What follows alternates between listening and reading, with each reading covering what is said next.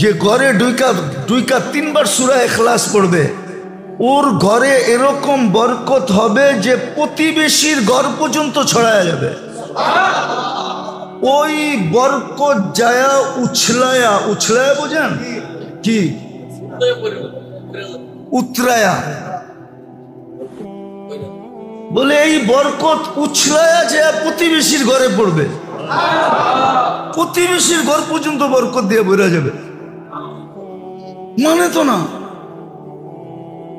আমরা তো শুধু শুধু চিল্লাইতেছি, আমাদের ঘরে অশান্তি কেন? সুখের লেগেই তো বিয়া করলাম, কিন্তু বিয়া করে তো দেখলাম আরো অসুখ বেশি। ভাবলাম বাচ্চা হইলে সুখ হবে, অসুখ আরো বাড়লো। ভাবলাম এটি বড় হইলে সুখ হবে, আরো বাড়লো। ভাবলাম বিয়া শাদী হয়ে গেলে আরো সুখ হবে, বিয়া শাদী দিলাম আরো বাড়লো। সুখ অসুখ তো বাড়তেই আছে কেন? এটির সাথে সুখ শান্তির কোনো সম্পর্ক নাই। আসেন তওবা কইরা মুহাম্মদুর রাসূলুল্লাহর আদর্শ মানি, আল্লাহর হুকুম মানি। কম তো হইল না, কয়েক শত বৎসর হয়ে গেল মুসলমানদের চেষ্টার, ট্রাই করা। মানুষ তো এক দুইবার ট্রাই করে বুঝা ফেলে, আমরা তো যুগের পর যুগ করতেছি। শত শত বৎসর পার হয়ে গেল বিজাতির রঙে রঙিন হইয়া, কিন্তু কিছু তো করতে পারলাম না। হ্যাঁ, তুই সমুদ্রের উপর দিয়ে হাইটা যেতে চাইলে হাঁটায়া পার করায় দিব। হাজারো কাহিনী আছে সমুদ্রের উপর দিয়ে হাঁটতে হাঁটতে গেছে গা। হ্যাঁ, আবার ভাবছে এত লম্বা হাঁটলে পাও যদি ব্যথা হয় তো জায়নামাজ বিছায়া পার হয়ে গেছে। না পার হয় নাই? কে পার হইছে? শাহজালাল রহমতুল্লাহ আলাইহি পার হয়ে গেছে। উনি জায়নামাজে পার হইছে, সাহাবা ঘোড়ায় বয়া পার হইছে। সব তোর হাতে উঠায় দিয়া দিব, তুই চাবি তো অগ্নিগিরির জন্য ফায়ার সার্ভিস দরকার হবে না, তুই হাত দিয়া বলবি পিছিয়ে যা।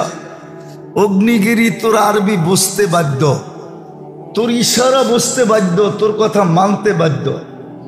এখন ওই অগ্নিগিরি রাখা আছে, কিন্তু বাহির হওয়ার ক্ষমতা নাই ওর। হ্যাঁ, তমিমে দারি রাদিয়াল্লাহু তাআলা আনহু বলে গেছে, লা তাখরুজি ইলা ইয়াউমিল কিয়ামা, কিয়ামতের সকাল পর্যন্ত বাহির হবি না। কবর ওনার টিউনিসিয়ায়। জান, আমি দেখাইছি, আপনারা দেখা আসেন। কবরে গেলে সেলুট দিতে মন চায়, সালাম তো সালাম, সেলুট দিতে মন চায়। সেলুট তমিম তোকে। তাও 1 বৎসরের সাহাবী, 9 হিজরিতে মুসলমান হয়েছে, 10 হিজরিতে আল্লাহ রসুল দুনিয়ার থেকে চলে গেছেন। আল্লাহর রসুলকে 1 বৎসর পাইছেন, 1 বৎসর। বাচ্চা বলা চলে, বাচ্চাটার এই অবস্থা, বুড়াটার কি অবস্থা? কি অবস্থা বুড়াটা? আজকে মানি নাই আল্লাহর তরিকা, হুকুম মানি নাই, নবীর তরিকা মানতেছি না। মুহাম্মদুর রাসূলুল্লাহ এই জন্যই আসছিলেন, ওনার আদর্শ এই জন্যই। কত জুমায় বলছি কি বলি না জানি না, আল্লাহর হুকুম ছাড়লে আল্লাহ এতটুকু রাগ হন না। হ্যাঁ, প্রমাণে বোঝা যায়, নাহলে বলছিলাম মনে হয় 360টা মূর্তি আল্লাহর ঘরের উপরে, আর আল্লাহর ঘরের তওয়াফ করতেছে উলঙ্গ। আবার আল্লাহর ঘরের চত্বরে বইয়া, চত্বর চিনেন তো? আরে মাত খালি জায়গা যেটা, ওটার মধ্যে বইয়া 360-এর পূজা করতেছে। আল্লাহ এত রাগ হন নাই। যত রাগ হয়েছিলেন যে সময় আবু লাহাব বলছিল, তাব্বান লাকা সাইরাল ইয়াউম, ধ্বংস হোক ওয়ালি হাজা জামাতানা, এই কথা শোনানোর জন্য তুমি আমার ঘরে জমা করছো। তাব্বান বলতে দেরি, তাব্বাত ইয়াদা আসতে দেরি হয় নাই। আল্লাহ কিয়ামত পর্যন্ত মানুষকে বুঝাইছে, আমার নাফরমানি মেনা নিমু, কিন্তু বন্ধুরটা মেনা নিমু না। অনেক সময় বলে না, তুই আমারই বলতি, আমার মেহমানটা কেন বললি?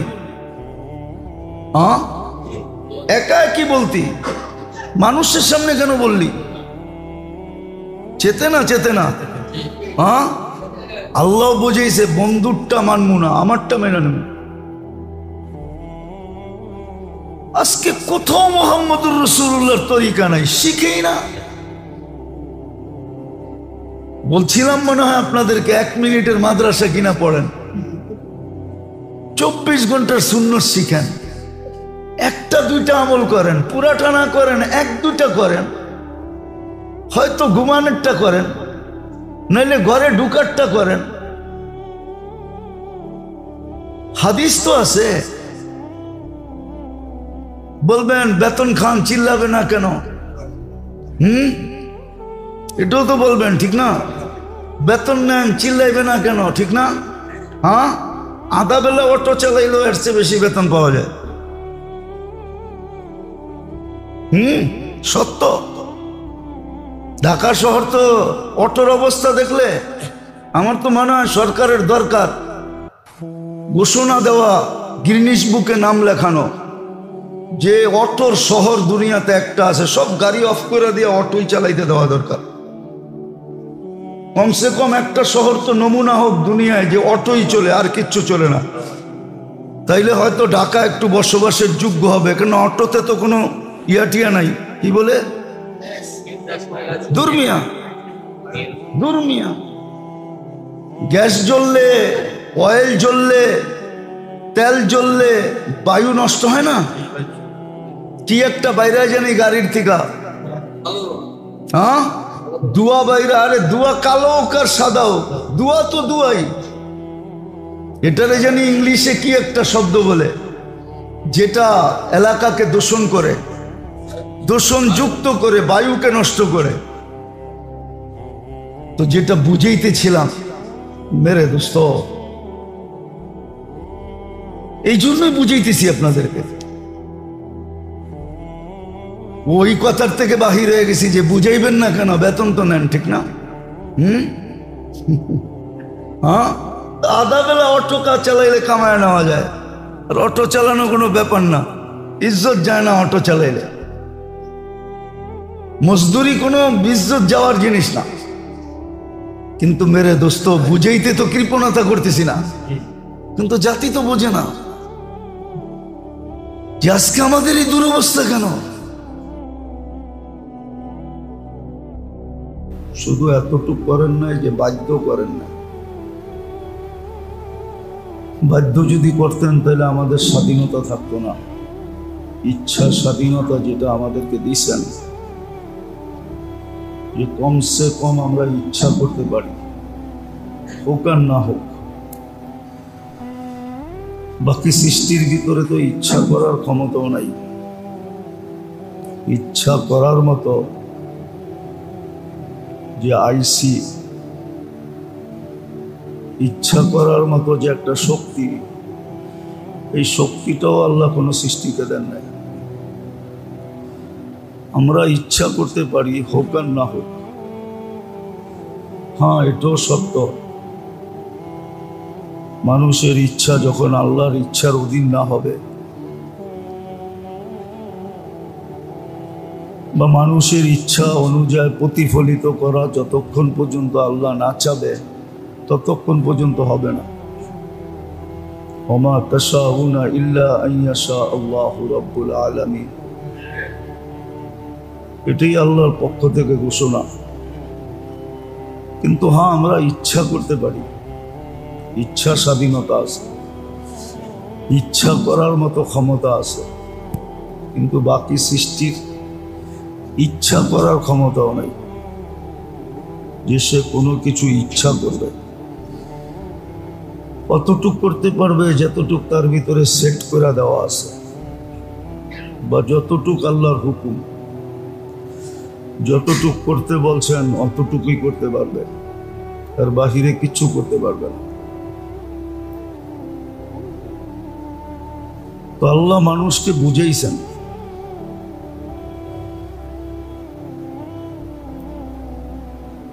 সর্বদিক দিয়ে বুঝাইছেন, কিন্তু হ্যাঁ, বাধ্য করেন না। বাধ্য করলে অন্য সৃষ্টির মতো আমাদেরও নড়াচড়ার সুযোগ হতো না। যেই কাজে লাগায় রাখতেন ওই কাজেই লেগে থাকতে হতো। চাই বিশালত্ব যতই হোক, এক এক সৃষ্টির বিশালত্ব দেখলে এই ছোট ব্রেনেও আসে না এত বিশাল কি করে হলো। যদি সৃষ্টির বিশালত্ব দেখতে যাও, আর আল্লাহর বিশালত্বের তো কোনো কথাই নাই। আল্লাহ কত বড়, আল্লাহু আকবার, যেটা আমাদেরকে শিখাইছেন এটা কত বড়। তো বিদায় আল্লাহ আমাদেরকে বুঝাইছেন, সুস্পষ্ট বুঝাইছেন। যেমন কোরআন একটা অক্ষরিক কোরআন, আর একটা হলো বাস্তব কোরআন।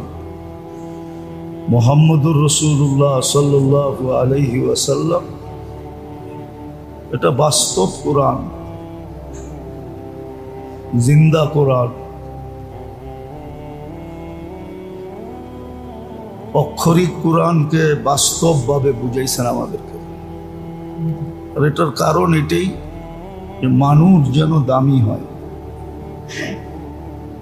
দাম দিয়া অস্তিত্ব দিছি, দাম যেন অক্ষুণ্ণ থাকে। শ্রেষ্ঠত্ব দিয়ে অস্তিত্ব দিছি, শ্রেষ্ঠত্ব যেন অক্ষুণ্ণ থাকে। অনেক সময় হয় আপন জনকে কারো কাছে দিয়া এই কথাই বলে দেয়, দেখো আমার যেন ইজ্জত থাকে। এরকম হাজারো প্রমাণ আছে। ছেলেকে, ভাইকে, বাইগনাকে, বাতিজাকে কারো কাছে দিয়ে এই কথা বলে যে দেখো আমার যেন ইজ্জত থাকে। এই শব্দটা তো আল্লাহর জন্য শোভনীয় না, ব্যবহার করা যায় না। আল্লাহ শ্রেষ্ঠত্ব দিয়ে এটাই বুঝাইছে যে আমার শ্রেষ্ঠত্ব যেন, আমার ঘোষণা যেন অক্ষুণ্ণ থাকে। আবার সমস্ত সৃষ্টিকে বিসর্জিত দিয়া, বিসর্জন দিছেন, বলি দিয়া দিছেন। এই জন্য কোনো সৃষ্টির কোনো বিনিময় রাখেন না। সমগ্র সৃষ্টি আমাদের চেয়ে বেশি আল্লাহকে মানে, আল্লাহর গুণগান গায়, 24 ঘন্টা গাইতে থাকে। হয়তো আপনি আর আমি বুঝি না, কিন্তু হ্যাঁ 24 ঘন্টা আল্লাহর গুণগান গায়। কোরআন এটাই বলে, মা মিন শাইইন ইল্লা ইউসাব্বিহু বিহামদি রাব্বি। সমস্ত বস্তু, শুধু প্রাণী না, বস্তু আল্লাহ রসুল প্রমাণ করে দেখাইছেন। রুটির টুকরাটা পর্যন্ত নিয়ে প্রমাণ করে দেখাইছেন যে দেখো তসবিহ পড়ে। পাথর দিয়া দেখাইছেন তসবিহ পড়ে। তরু লতা থেকে নিয়ে সমস্ত বস্তু, খড়ের কুটাটা পর্যন্ত আল্লাহর গুণগান গায়, বালুর কণাটা পর্যন্ত আল্লাহর গুণগান গায়। কুরআন এটাই বলছে, ওয়ালাকিন লা তাফকাহুনা তাসবিহাহুম। কে কি বলে এটা তোমরা বুঝবে না,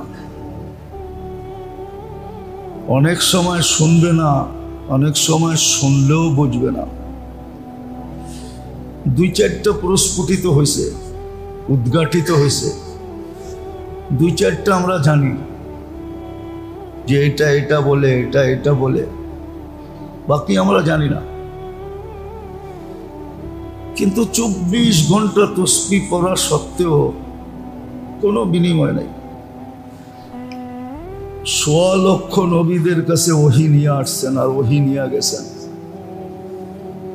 জিবরিল আলাইহিস সালাম এই দায়িত্বে ছিলেন, আজও হাজারো দায়িত্ব পূরণ করতেছেন, কিন্তু কোনো বিনিময় মিলবে না, এক বিন্দু বিনিময় নাই। আল্লাহর এত নেয়ামত, কিন্তু কোনো নেয়ামত ভোগ করে দেখবে না যে কোনটায় কিরকম স্বাদ। জিবরিল আলাইহিস সালাম খায় না, কোনো নেয়ামত চাইখা দেখবে না। জান্নাত নেয়ামত দিয়ে ভরা ভরা থাকবে, কিন্তু জিবরিলের সুযোগ হবে না গাছের একটা ফল চাইখা দেখুক কেমন মজা। তো না কোনো বিনিময়, না কোনো প্রতিদান, কিন্তু ডিউটি 24 ঘন্টা। আল্লাহ মানুষকে বুঝাইছেন, ইচ্ছা স্বাধীনতা খর্ব করতে পারেন নাই, তাহলে ইচ্ছা স্বাধীনতা খর্ব করে দিলে আল্লাহ কোরআনে ইঙ্গিত দিছে তোমাদেরকে সোজা করা আমার কোনো ব্যাপার না। লাশা আল্লাহ লাজালাকুম উম্মাতান ওয়াহিদা, একটা দেশে শত মতবাদ, ঠিক না? কি ইসলাম কয়টা? হ্যাঁ, দল কয়টা? ইসলাম তো একটাই, ঠিক না? দল এতটি হবে কেন? বুঝার বিষয়। ইসলাম কয়টা? নবী কয়জন? কিতাব কয়টা? দল কয়টা? আল্লাহ বলে আমি পারি তোমাদেরকে সোজা করতে।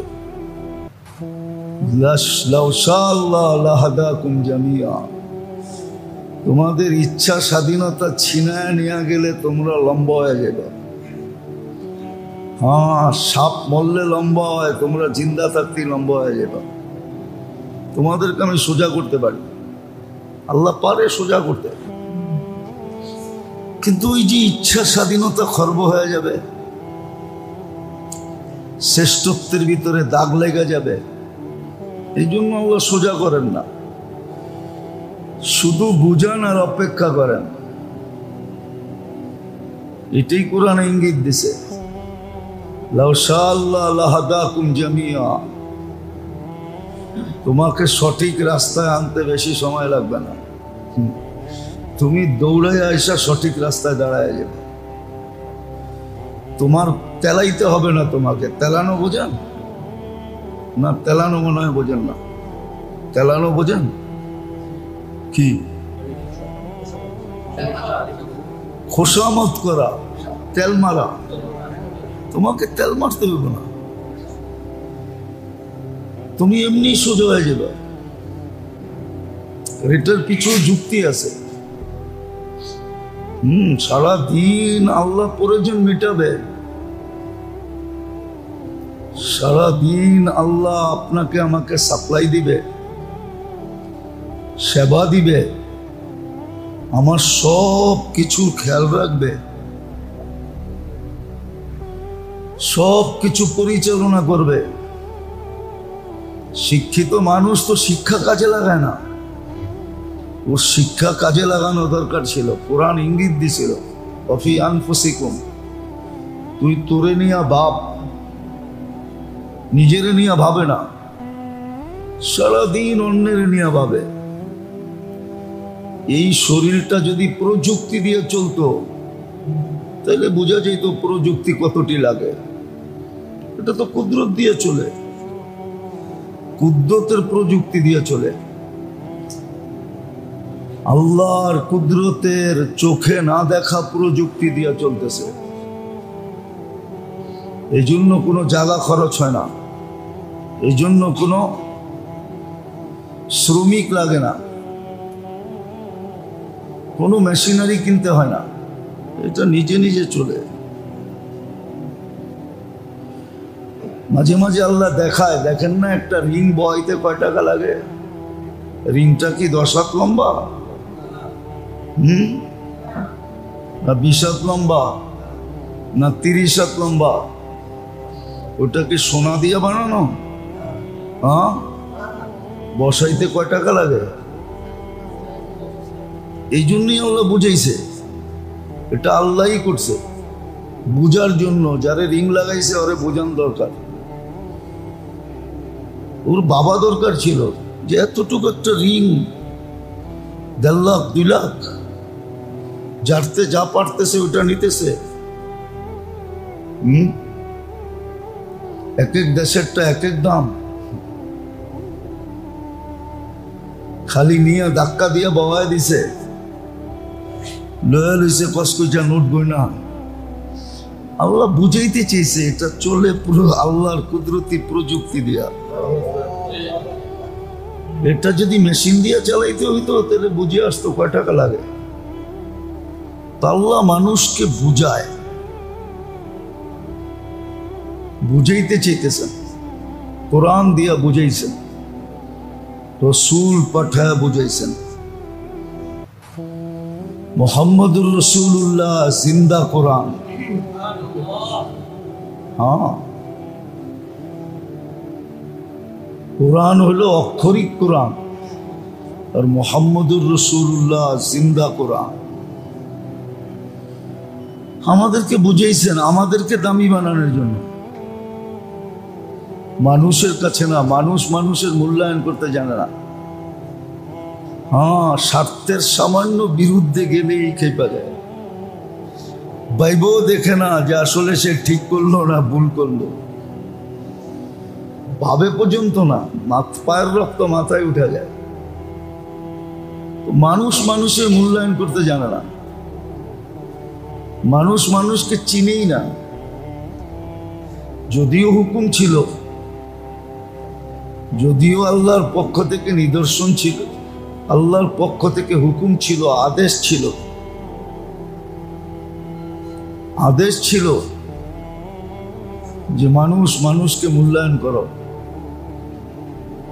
মূল্যায়ন করে না। নিজের স্বার্থ মতে হইলে, মত মতো হইলে করে, মতের বিরুদ্ধে হইলে আর করে না।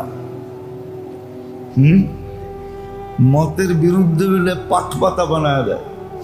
পাটপাতা চিনেন না? মনে হয় পাটপাতাও চিনেন না। পাটপাতার মূল্য মানুষের মূল্য নাই, অথচ বলছিল মানুষের মূল্যায়ন করো, আল্লাহর সৃষ্টির মূল্যায়ন করো। এটা বাইবা যে বানাইছে কে? তো আল্লাহ মানুষকে বুঝায়, মানুষকে দামি বানানোর জন্য। হ্যাঁ, যখন মানুষ মানুষকে দামি বানাবে না, মানুষ যখন মানুষকে দামি বানাবে না,